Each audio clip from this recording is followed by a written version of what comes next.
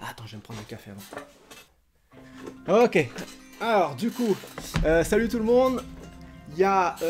donc cette fois, je vais structurer. Comme ça, on va avoir un truc un peu plus carré, peut-être un peu plus court aussi. Donc du coup, les petites news par rapport au crowdfunding d'Okimba. Donc déjà, on va parler du palier à 5000 € qui a été explosé. Donc ça, c'est vraiment super cool. Il y a aussi un petit event au Luxembourg. Un petit actual play dont je vais parler. Ensuite, le PDF du bouquin qui sera mis dans les contributions de base. Et enfin, on va parler du système. Du coup, le palier à 5000, donc le palier à 5000 a été explosé, je crois que c'était hier ou avant-hier. Donc ça, c'est vraiment super. Là, on a atteint un niveau où ça commence à apporter ses fruits. Donc il faut pas qu'on baisse les bras, mais c'est déjà très cool. Hein. Et du coup, pour ce petit palier-là, on a gagné pour tout le monde l'écran du jeu. Alors du coup, j'avais fait un sondage à savoir qu'est-ce qu'on fait à 4, à 3, machin et tout. Et ce qui est revenu en grande majorité, c'est le 3 fois A4 en paysage. J'en ai fait une maquette. C'est une maquette, c'est pas le truc définitif, hein, mais la voici. Donc du coup, vous avez 3 A4 en paysage. Ce que moi j'aime bien, parce que je suis un peu partisan de pas trop couper le MJ des joueurs. Et là, c'est vrai que c'est pas mal parce que ça cache tes notes, mais ça cache pas ta vision avec tes spectateurs. Donc du coup, ça je trouve ça vraiment pas mal. Sur la façade avant, donc du coup, grosse illustration, vraiment très axée sur le voyage parce que c'est un peu le thème d'Okimba. Donc ça va vraiment pour essayer de mettre le plus possible dans l'ambiance les joueurs. Et du côté MJ.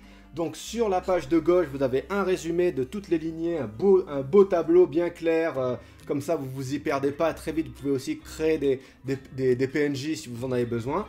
Sur la page du milieu, moi quand j'ai fait les parties tests, c'est un truc qui m'avait un peu manqué, d'avoir un petit résumé du monde des esprits, comme ça très vite, hop, je peux balancer un esprit, je peux balancer un petit pouvoir, même improviser à ce niveau-là, mais au moins j'ai une base qui est devant moi. C'est écrit assez gros, donc c'est visible, même à 2 h du mat, un peu bourré. Et sur le côté droit, vous avez le système de jeu qui est résumé. De toute façon, il tient sur la page.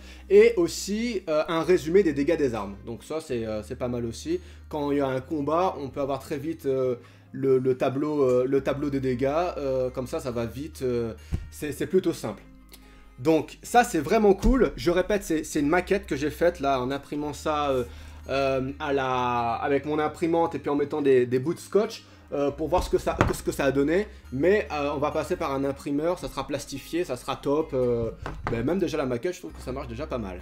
Là, niveau santé, on m'a demandé pas mal parce que j'avais l'air un peu fatigué. Là, je pète un peu la forme parce que il y a un petit creux où j'ai pas besoin de courir partout, donc j'ai pu me reposer, donc tout va bien. Et je dois notamment pas mal me reposer, prendre de l'énergie, parce que la semaine prochaine, on a pas mal de choses qui se profilent. J'en parlerai plus tard des différents événements, mais déjà on peut parler de l'actual play qui va se passer au Luxembourg. Donc du coup, on va faire une partie live. Il y aura le vieux geek qui va venir avec moi.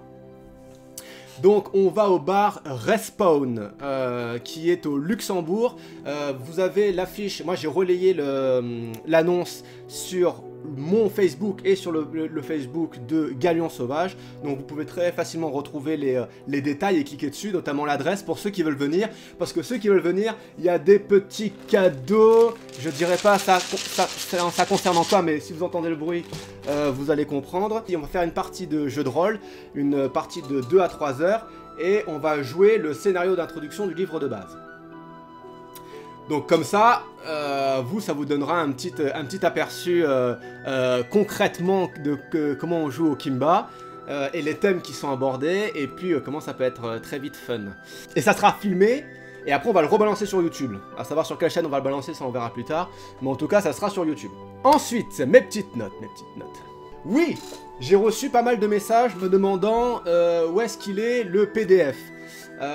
Donc moi je pensais que vu qu'il y avait la partie numérique, personne ne voudrait le PDF. En fait il y a tout le monde qui le veut, donc il n'y a pas de souci. Je l'ai ajouté dans les contributions de base du pack Griot et Shaman. Si vous allez sur le Ulule, je ne peux pas modifier le cadre contribution. Par contre, dans la description principale, vous verrez dans les bonus, il y a marqué PDF du livre de base. Et on en vient à l'autre chose qui m'a été pas mal demandé aussi, c'est le système. Parce que j'en ai parlé, notamment dans l'interview avec le vieux geek, j'en ai parlé à l'oral comme ça, de dire que c'est simple, mais je ne l'ai pas expliqué. Alors, on va essayer d'expliquer ça en peu de mots possibles. Comme ça, on ne s'embarque pas dans des explications de 3 heures. Vous avez 5 réserves. Donc, il y a le sang, qui représente très simplement la force en général, vraiment l'effort physique. Vous avez la grâce qui correspond plus au mouvement, donc ça va être plus, on va dire, si on veut faire un équivalent, ça va être l'agilité, agilité/dextérité. Donc ça va nous servir plus à faire des armes à distance, ça va nous servir plus à faire de l'équilibre, à faire de la discrétion. Ensuite, vous avez le cœur qui est un mélange entre de la volonté et du charisme. Donc ça peut être utilisé pour les deux, ce qui est assez intéressant. Vous avez aussi l'âme. L'âme, c'est un mélange entre votre culture générale, donc votre intelligence entre parenthèses, et votre spiritualité, à quel point vous êtes connecté au monde des esprits. Très simplement, c'est vraiment tout ce qui se passe au niveau de la tête. Voilà. Et enfin, vous avez la chair. La chair qui est la résistance physique. Donc c'est vraiment, je mange une viande avariée, j'ai de chair pour savoir si tu tombes malade. J'ai chopé, je me suis fait mordre par un serpent, j'ai de chair pour savoir si je suis empoisonné. Voilà. Et avec ces 5 réserves, vous pouvez faire tous les jets. Tous les jets, quel que soit le type de jet en question, vous pouvez tous les faire. Pour jouer, on lance principalement 5 dés à 12 faces. On lance 5 dés à 12 faces et on regarde le nombre de dés qui sont strictement inférieurs à notre réserve. Donc là, par exemple, je vais faire un jet de 100. Donc si je prends un Tiget qui a 4 en 100, donc là j'ai lancé mes dés, mon Tiget il a 4 en 100. Vous avez vu, j'ai fait 2, 3, 4 et 8. Il y a seulement les dés qui sont strictement inférieurs qui fonctionnent, donc j'ai 3 dés, j'ai 3 succès. Voilà la base, c'est pas plus compliqué que ça. Ce qui est vraiment bien pour le MJ, c'est que lui, il n'a pas à réfléchir à des paliers, à des chiffres compliqués. Lui, il a juste à donner une difficulté de 1 à 5. 1, c'est facile, 2, c'est une action moyenne, 3, c'est une action difficile, 4, c'est une action vraiment très dure, et 5, c'est normalement une action qui est impossible, mais par l'alignement des planètes, la personne peut quand même réussir, quoi. Un jet de discrétion, donc ça sera la grâce. Je lance toujours mon Tiget qui a 600 grâce. Là, j'ai fait 2 succès. Malheureusement, j'ai fait 2-12. 2-12, c'est un échec critique. Et 2-1, c'est une réussite critique. Ok ? Parce que moi j'aime bien quand même les réussites et les échecs critiques, ça ajoute un peu de piment dans le jeu. Il faut savoir aussi que les réserves, donc ces 5 réserves là, elles peuvent descendre. Si je me bats, je vais perdre du sang, je vais avoir des coupures, des hémorragies internes par exemple. Je peux pas me battre avec la même férocité à la fin d'un combat qu'au début de celui-ci.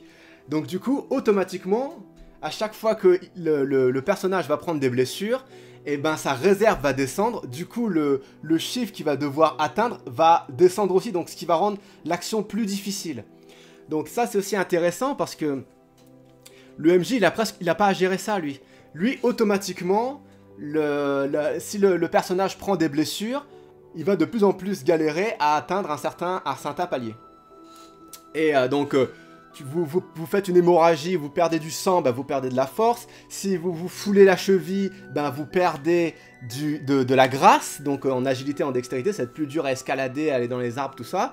Si vous subissez des traumatismes ou des dilemmes moraux qui vous ont énormément touché, bah vous perdez du cœur. C'est qu'après, bah, vous aurez un peu moins d'empathie, ça va être plus difficile d'être charismatique ou d'avoir de la volonté.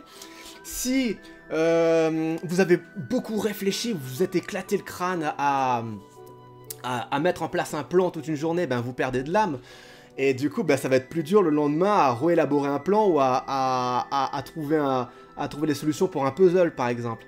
Et enfin, si vous avez été malade pendant un mois, que vous avez fait subir votre chair, et ben à la fin du mois, si vous chopez un virus ou un poison, ben, ça va être plus difficile à le gérer. Et du coup, je crois que j'ai parlé dans la vidéo de bonus et de malus. Comment ça se met en place? C'est la dernière chose à prendre en compte dans ce système. Donc, j'ai des personnages qui ont marché toute la journée. Ils sont très fatigués, ils ont marché 10 heures, ils ont fait beaucoup de kilomètres, ils sont fatigués, ils ont mal mangé le soir et ils ont passé une nuit pas au top, quoi. Ils sont dans le statut fatigué. Fatigué, ça dit que tous les jets physiques, on enlève un dé. Donc le MJ dit juste ça, vous enlevez un dé à tous vos jets physiques. Du coup, il ne lance plus que 4 dés au lieu de 5. Ce qui permet toujours d'accomplir des actions, mais qui ajoute une petite difficulté en plus, quoi. Très facilement, hop, on ajoute une petite difficulté en plus sans avoir à modifier ses paliers à soi, quoi. Si c'est un gros malus, là j'enlève 2 dés. Donc j'enlève 1 ou 2 dés, selon la difficulté. Dans le sens inverse, on peut aussi ajouter des bonus. Donc si vous avez vos joueurs qui ont très bien joué, ils ont dit au lieu d'arriver, ils cherchent une créature. Au lieu de dire, vas-y, on arrive devant la créature face et puis on la tape. Donc là, la créature, elle sait qu'ils arrivent. Ils ont aucun bonus pour ça, quoi. Mais par contre, s'ils se disent, ils commencent à préparer leur plan. Moi, je me cache derrière un buisson.